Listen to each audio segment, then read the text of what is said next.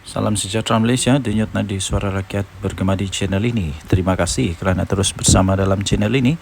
Untuk mendapatkan berita terbaru setiap hari, sila tekan butang subscribe, like dan share.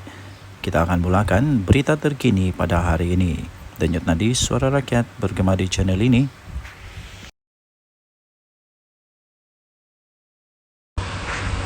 Salam sejahtera Malaysia, denyut nadi suara rakyat bergema di channel ini. Berita terbaru. Bekas Ketua Staf Eskom menyaman PDRM menuntut sebanyak RM100 juta ringgit Malaysia 20 Ogos 2024 daripada Astro Awani. Berita penuh. Tawau. Bekas Pegawai Ketua Staf Perisikan Eastern Sabah Security Command atau ESSCOM Senior Assistant Commissioner Bersara Datuk Mat Zaki Mat Zain bersama 3 lagi anggota yang lain telah memfailkan writ saman dan tuntutan ganti rugi yang bernilai sebanyak RM100 juta ringgit Malaysia kepada Polis Diraja Malaysia PDRM. Writ saman dan tuntutan itu telah difailkan bagi tujuan untuk ganti rugi khas, satu deklarasi dan satu permohonan maaf daripada 11 defendant di Mahkamah Tinggi Tawau melalui Versus Lincoln & Co. Sandakan pada 15 Ogos yang lalu. Defendant itu terdiri daripada bekas pengarah Jabatan Siasatan Jenayah JSJ PDRM iaitu Datuk Seri Abdul Jalil Hassan, Ketua Polis Kuala Lumpur Datuk Rusdi Muhammad Isa, Ketua Polis Selangor Datuk Hussein Omar Khan dan beberapa Pesuruhjaya Polis Sabah dan bekas Pesuruhjaya Polis Sabah Datuk Idris Abdullah sebagai defendant pertama hingga keempat. Turut dinamakan ialah Ketua Polis Daerah Tawau Assistant Commissioner Jasmine Husin, Assistant Commissioner TS Dr. Muhammad Hakim Hashom, Deputy Superintendent Yusman Syari Marinsyah dan bekas Ketua Polis Negara Tan Sri Akril Sani Abdullah Sani turut dinamakan sebagai defendant kelima hingga ke-8. Sementara itu, PDRM, Jabatan Peguam Negara dan Kerajaan Malaysia pula sebagai defendant ke-9 hingga ke-11. Menurut kenyataan Mak Zaki, tindakan itu diambil walaupun mereka telah pun dibebaskan dan telah dilepaskan daripada tuduhan 302 Kanun Keseksaan kerana terbukti tidak bersalah. Katanya, tetapi saya dan bekas anggota Eskom sebelum ini di bawah saya terus ditekan dari berbagai sudut, dipindahkan keluar dari Eskom dan kemudian dipindah keluar dari kontingen Sabah tanpa justifikasi yang jelas seolah-olah kami telah bersalah. Katanya, kes kami sebelum ini telah tular di media utama, media alternatif serta media sosial dan ia telah menyebabkan masyarakat umum dan rakan-rakan sepasukan telah menganggap kami memang pelaku yang bersalah di dalam kes pembunuhan yang dituduh terhadap kami. Katanya, perkara ini telah menjejaskan maruah, nama baik serta reputasi kami dengan teruk sehingga ke hari ini. Tambahnya lagi, tuduhan dan tangkapan yang salah yang dibuat tanpa bukti ini juga telah menjejaskan reputasi saya dalam komuniti perisikan Malaysia, Filipina dan Indonesia yang mana sebelum kes ini saya telah berjaya membina jaringan kerja yang baik untuk bersama-sama menjaga keselamatan perairan 3 negara dari ancaman pengganas rentas sempadan, katanya dalam satu kenyataan pada Selasa. Tambah beliau lagi, walaupun telah dilepaskan daripada tuduhan oleh mahkamah selepas setahun diremandi penjara, namun pihak yang bertanggungjawab dalam pertuduhan salah terhadap mereka tidak pernah berusaha untuk memohon maaf. Mereka juga tidak cuba memulihkan maruah nama baik dan reputasi kami yang terjejas teruk dengan tuduhan yang tidak benar. Malah setelah bebas, kami terus ditekan dari pelbagai sudut oleh defendant biarpun kami masih dalam proses untuk pulih dari kesan trauma yang disebabkan oleh tuduhan salah yang mereka buat, katanya. Dalam kenyataan tersebut, Mat Zaki pada itu mendakwa mereka terpaksa mengambil tindakan mahkamah dengan menuntut ganti rugi dan memulihkan maruah mereka di mata masyarakat. Beliau juga turut mendedahkan bahawa 3 lagi bekas pegawai dan anggota Eskom yang telah dituduh bersama mereka juga dijangka turut memfailkan tindakan sama dalam masa terdekat melalui peguam masing-masing. Denyut nadi Suara Rakyat bergema di channel ini. Berita ini daripada astroawani.com bertajuk Bekas Ketua Staf Eskom saman PDRM tuntut 100 juta ringgit Malaysia. Denyut nadi Suara Rakyat bergema di channel ini. Jangan lupa tekan butang subscribe, like dan share. Malaysia kita punya, cintai Malaysia ku, kita jaga kita. Kita jumpa lagi. Bye-bye. Salam sejahtera Malaysia, denyut nadi Suara Rakyat bergema di channel ini. Terima kasih kerana terus bersama dalam channel ini. Untuk mendapatkan berita terbaru setiap hari, sila tekan butang subscribe, like dan share. Kita akan mulakan berita terkini pada hari ini. Denyut nadi Suara Rakyat bergema di channel ini. Salam sejahtera Malaysia, denyut nadi Suara Rakyat bergema di channel ini. Berita terkini yang mengejutkan seluruh Malaysia. Berita ini dipetik daripada sinarharian.com.my bertajuk Saya Cabar Muhyiddin dedah nama 115 ahli parlimen, kata Puan Zarkasi.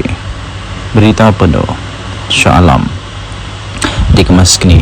UMNO mencabar bekas Perdana Menteri Tan Sri Muhyiddin Mat Yassin supaya mendedahkan nama 115 ahli parlimen yang beliau dakwa telah menyokong beliau sewaktu menjadi ketua kerajaan pada ketika itu. Ahli Majlis Kerja tertingginya Datuk Dr. Muhammad Fauzal Karshi berkata, kenyataan yang dibuat itu perlu berlandaskan fakta dan tidak hanya membuat tuduhan kosong tanpa mengemukakan sebarang bukti.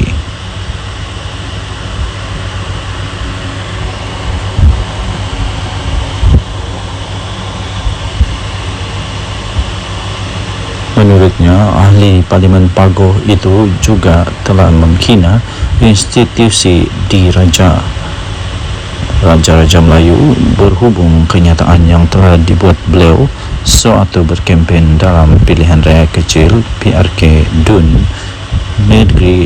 Negeri. Muhyiddin menegaskan kenyataan yang dibuatnya itu di negeri adalah bukan menghina institusi Raja Melayu. Beliau hanya menyatakan sesuatu yang bersifat fakta. Kalau fakta, saya cabar Muhyiddin untuk mendedahkan semua nama-nama selama 115 ahli parlimen yang didakwa telah menyokong beliau sebagai Perdana Menteri. Jangan syok sendiri, katanya dalam satu hantaran di Facebook beliau pada Selasa yang lepas. Sebelum ini telah tular di media sosial ucapan daripada Presiden Parti Pribumi Bersatu Malaysia Bersatu itu yang dikatakan telah menyentuh kewibawaan Sultan Pahang Al-Sultan Abdullah Riyatuddin Al-Mustafa Billah Shah ketika baginda menjadi Yang di-Pertuan Agong ke-16. Naib Presiden UMNO Datuk Seri Wan Rosdi Wan Ismail dalam hantaran di laman Facebooknya pula telah menzahirkan rasa kecewa beliau serta rasa terkilan beliau dengan kenyataan daripada Muhyiddin Yassin dan memohon supaya pihak berkuasa dapat mengambil tindakan yang tegas terhadap ahli Parlimen Pagoh itu. Susulan daripada itu, Ketua Polis Negara Tan Sri Razaluddin Hussein berkata polis akan merakam kenyataan keterangan daripada Muhyiddin Yassin berhubung ucapan Muhyiddin Yassin yang didakwa telah menyentuh isu 3R iaitu kaum, agama dan raja. Sementara itu, bekas Menteri UMNO Datuk Seri Dr. Saleh Said Keruak dalam satu kenyataan di Facebook berkata Muhyiddin tidak akan mendedahkan nama 115 ahli parlimen seperti yang dicabar oleh Muhammad Fuad kerana beliau takut akan kehilangan jawatan dalam parti. Tambah beliau, pengerusi Perikatan Nasional PN tersebut tidak mempunyai sokongan seramai itu dan hanya membuat andaian sendiri. Jika Muhyiddin Yassin cuba untuk mendedahkan nama 115 ahli parlimen tersebut, beliau akan hilang kredibiliti sebagai seorang pemimpin apabila sebilangan ahli-ahli parlimen tidak mahu mengesahkannya. Perkara ini akan menyebabkan PN menolak beliau daripada jawatan pengerusi untuk diganti dengan seorang pemimpin yang mempunyai kredibiliti yang bijak. Dan tadi suara rakyat bergema di channel ini. Jangan lupa tekan butang subscribe, like dan share. Malaysia kita punya, cinta Malaysia aku, kita jaga kita. Bye-bye. Salam sejahtera Malaysia, denyut nadi suara rakyat bergema di channel ini. Okey, telah disahkan bahawa Barisan Nasional melalui UMNO menang besar di Dun Negeri. Ini langsung tidak dijangka oleh siapa-siapa. Langsung tidak menjangka, malah Anwar Musa, Sanusi, semuanya menjangkakan akan menang dengan majoriti yang lebih besar daripada pilihan raya yang lalu, tapi kalah teruk ya. Jadi keputusan pada malam ini membuktikan bahawa Barisan Nasional UMNO adalah satu parti yang masih lagi relevan, satu parti yang masih lagi kuat, satu parti yang masih lagi perlu untuk bertanding dan masih boleh menang di Malaysia. Jadi persoalannya sekarang ialah apa sebenarnya punca kekalahan ya? Tapi sebelum itu kita ingin memberitahu dulu bahawa kemenangan ini melebihi daripada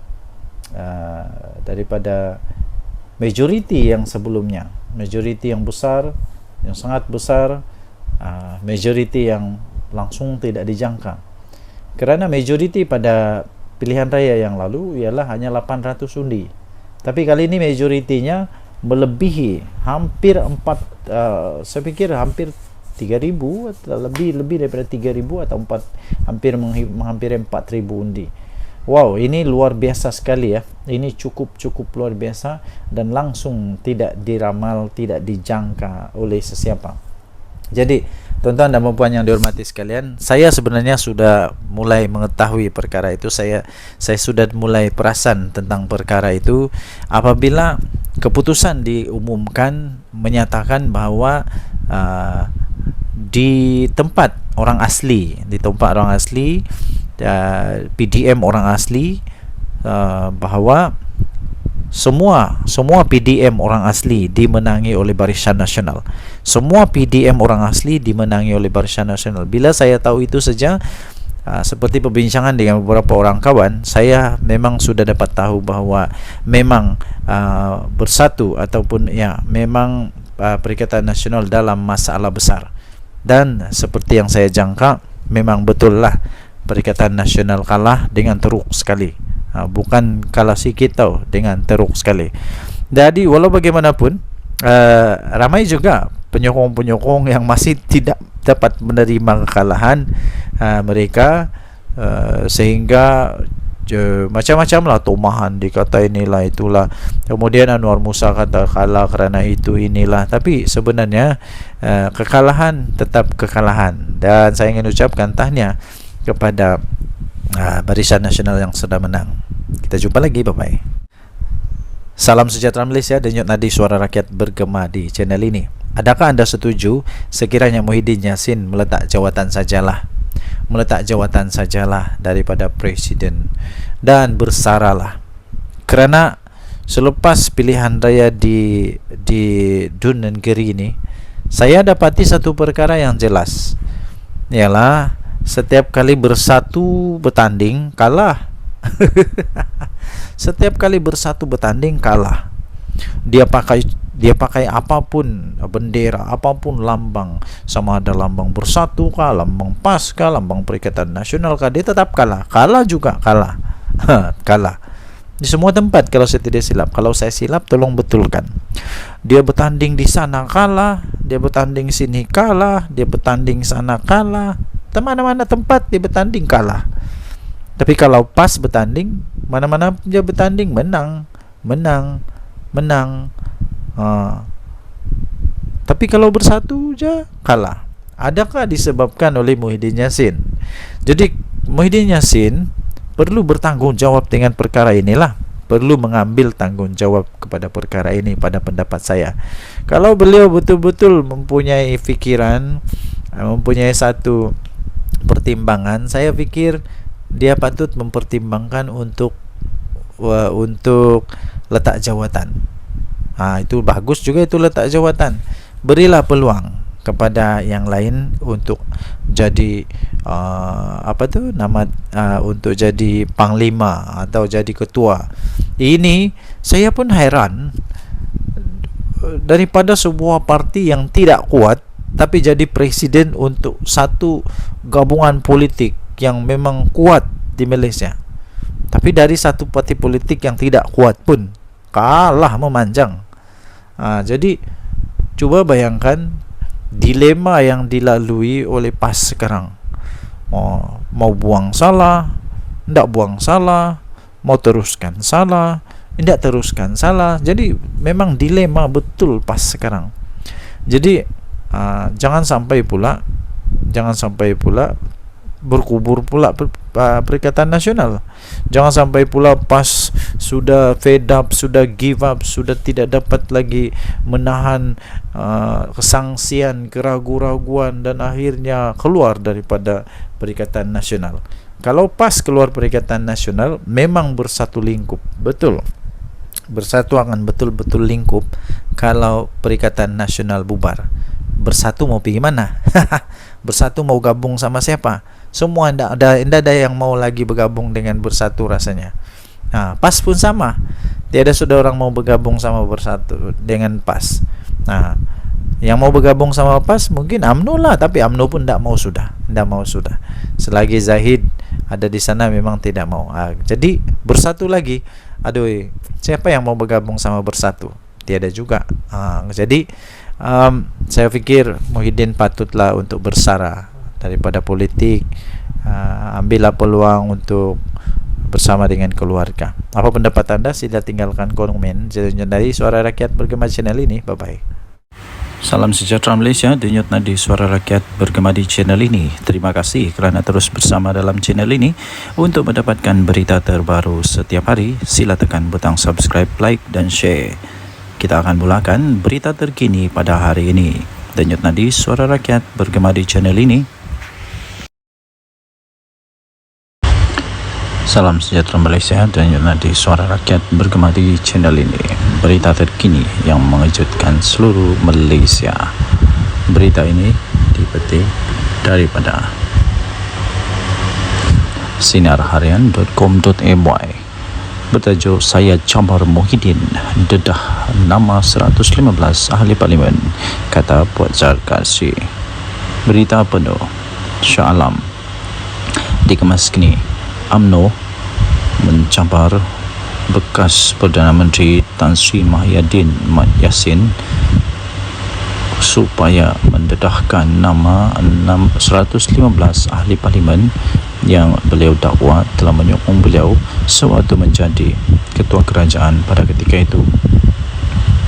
Ahli Majlis Kerja tertingginya, Datuk Dr. Muhammad Puan Zarkasi berkata, kenyataan yang dibuat itu perlu berlandaskan fakta dan tidak hanya membuat tuduhan kosong tanpa mengemukakan sebarang bukti.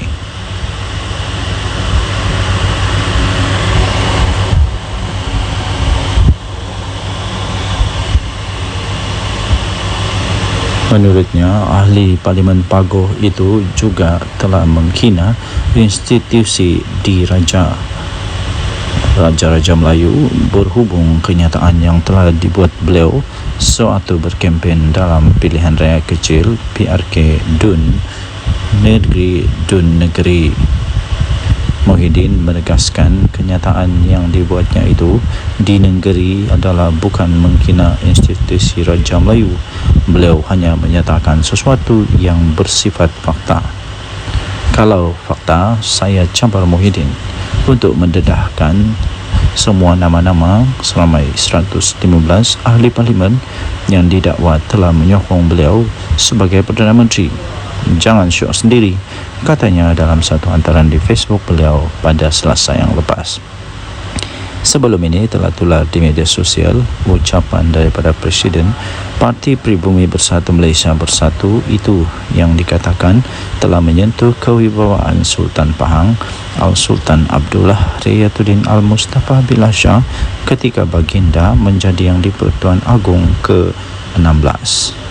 Naib Presiden UMNO Datuk Seri Wan Rosdi Wan Ismail dalam hantaran di laman Facebooknya pula telah menzahirkan rasa kecewa beliau serta rasa terkilan beliau dengan kenyataan daripada Muhyiddin Yassin dan memohon supaya pihak berkuasa dapat mengambil tindakan yang tegas terhadap ahli Parlimen Pagoh itu.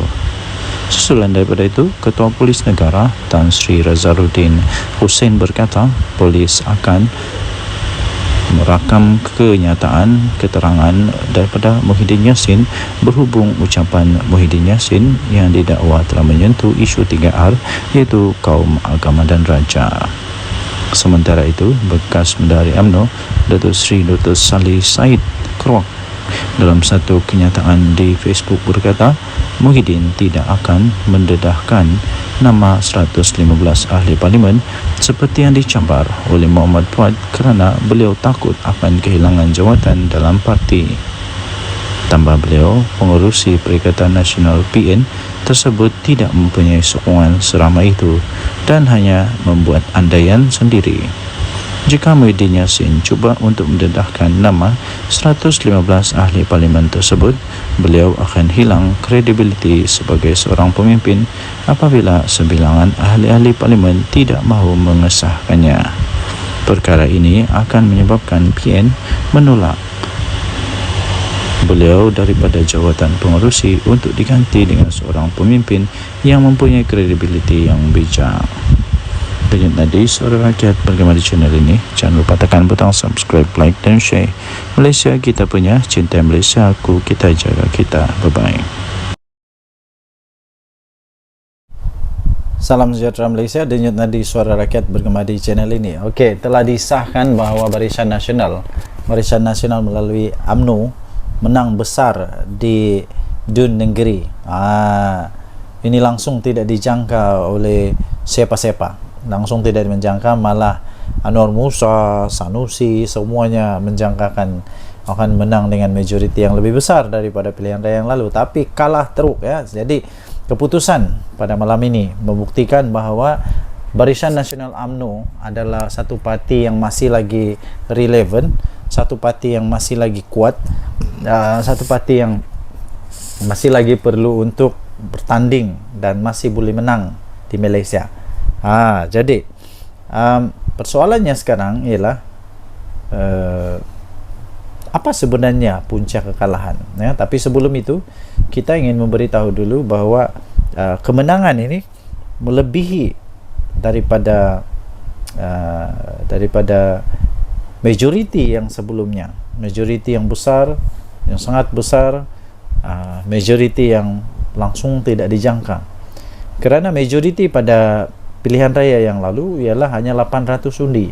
Tapi kali ini majoritinya melebihi hampir saya fikir hampir 3,000 atau lebih daripada 3,000 atau hampir 4,000 undi. Wow, ini luar biasa sekali ya. Ini cukup luar biasa dan langsung tidak diramal, tidak dijangka oleh sesiapa. Jadi tuan-tuan dan puan yang dihormati sekalian, saya sebenarnya sudah mulai mengetahui perkara itu. Saya sudah mulai perasan tentang perkara itu apabila keputusan diumumkan menyatakan bahawa di tempat orang asli, PDM orang asli, bahawa semua PDM orang asli dimenangi oleh Barisan Nasional. Semua PDM orang asli dimenangi oleh Barisan Nasional. Bila saya tahu itu saja, seperti perbincangan dengan beberapa orang kawan, saya memang sudah dapat tahu bahawa memang bersatu ataupun ya memang Perikatan Nasional dalam masalah besar. Dan seperti yang saya jangka, memang betul lah Perikatan Nasional kalah dengan teruk sekali. Bukan kalah sikit tau, dengan teruk sekali.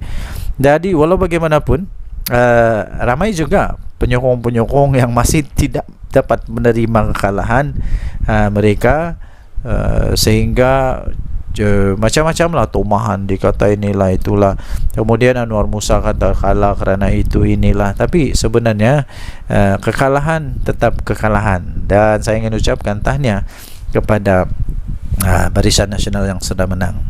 Kita jumpa lagi, bye bye. Salam sejahtera Malaysia, denyut nadi suara rakyat bergema di channel ini.